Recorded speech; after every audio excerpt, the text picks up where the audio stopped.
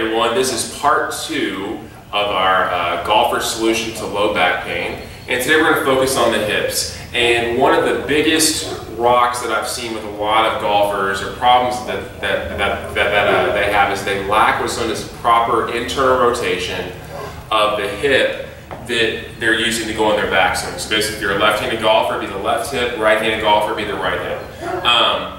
And basically, a lot of times they also struggle with the opposite hip as they follow through. So, on how to address this is, 2 common compensations I see people kind of go through when they do this.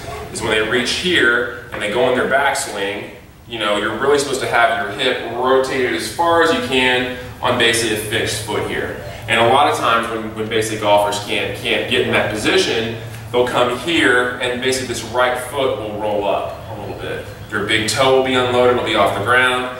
The right heel will be go into more of an even position, and basically they'll move basically shift a lot of their weight to the outside of their foot. Another thing they'll do is to kind of get in that position is instead of rotating their hips, they'll get a ton of motion here. Well, they'll shift their hips to the side because, of course, they lack that motion in basically this right hip of really rotating along that fixed foot. So basically, to correct this, basically all you need is basically use a wall, and we're going to stand with for the right-handed golfer. We're going to stand with our right side parallel to the wall, just like this. All right. So basically, my right foot's going to be a little bit behind my left foot, where my right big toe is in line with my left arch. And then I'm going to take both of my hands just like this, and I'm going to rotate against the wall to where I don't feel any pain or any restrictions on my low back. And all I'm going to do is I'm going to push my hips back and then push them forward, back and forward, just like this. So this is going to cause some really good extension and flexion, especially through my right hip right here. So I'd probably do this about 8 to 15 reps, or even spend about 30 to 45 seconds. If you want to go for time on both sides. Obviously you can flip and do the exact same thing on like the left side.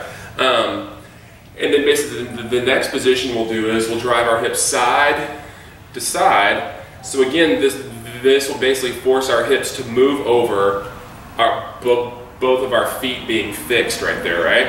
And so the other thing to remember is really keep your big toes really pushed into the ground.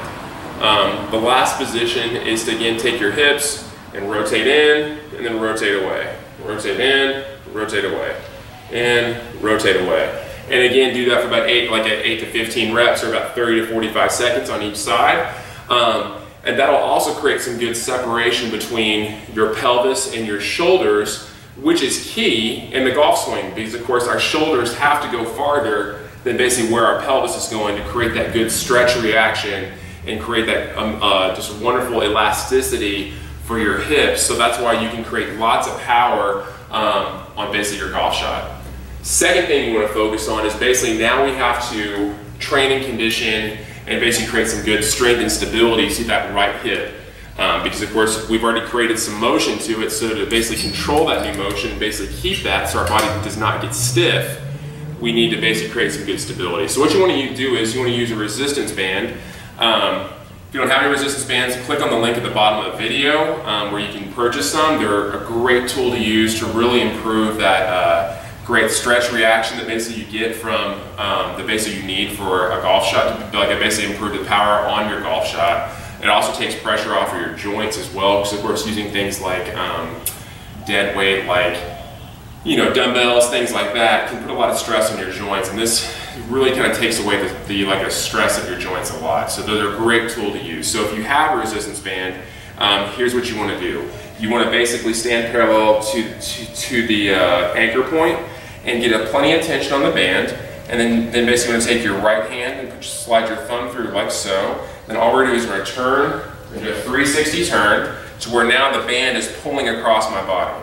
So what I'm going to do is, again I'm going to pre-position my feet, and I'm going to position my left foot slightly in front of my right, and I'm just going to rotate my hips and come back. And if you notice, my hip is now facing this wall right here, and my foot is flat on the ground. Get there, come back, just let the band rotate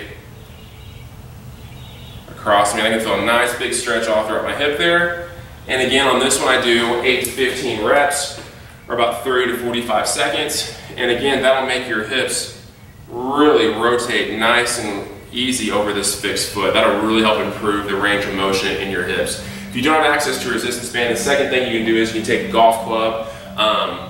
You can do this in the course kind of thing to really help improve the stability of your hip, and use the golf cart behind you or use your bag. And what you're going to do is you want to again stand with your feet slightly with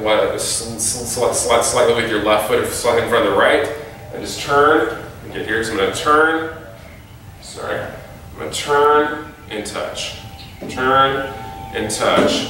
So again, all I'm focusing on, I'm basically taking my mind out of it and just really focusing on having the part of the golf club turn and touch that golf cart behind me or bag.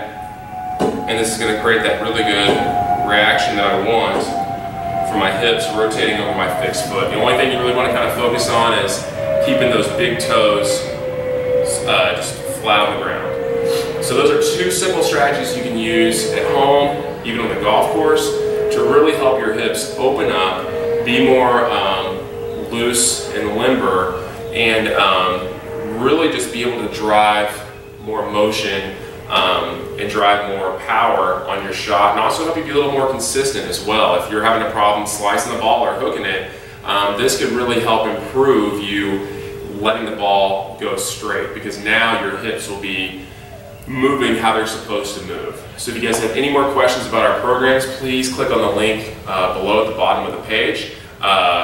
We thank you for sitting and listening to us, and hope you have a great day.